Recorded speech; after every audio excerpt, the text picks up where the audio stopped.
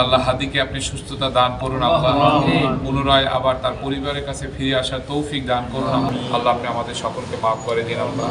আল্লাহ আপনি আমাদের সকলকে মাফ করে দিন আল্লাহ।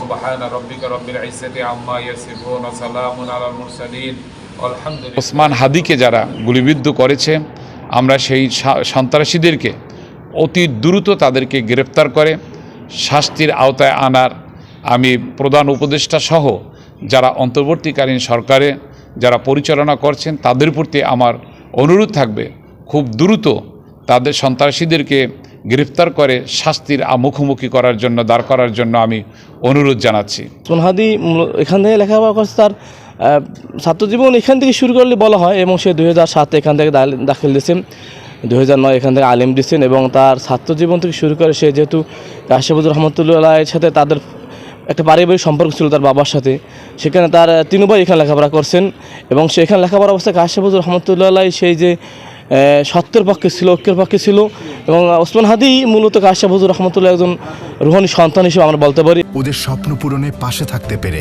আমরা গর্বিত। ওসমান হাদি ভাই আমাদের এই জালকাঠি NS কাবিল মাদ্রাসার একজন ছাত্র, এবং আমি আর ওসমান হাদি ভাই একই প্রতিষ্ঠানের ছাত্র ভাই। তিনি আমাদের সিনিয়র বড় ভাই।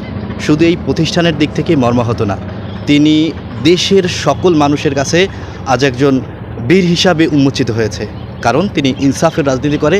তিনি এই যে দেশের রাজনৈতিক যে কালচার আছে সেই কালচারটাকে পরিবর্তন করার জন্য তিনি চেষ্টা করেছেন।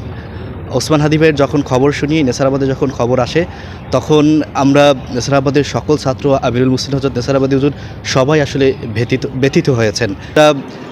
আমি মনে করি না যে আগামী 100 বছরে এরকম একজন ওসমান হাদিকে আমরা বাংলাদেশে পাবো।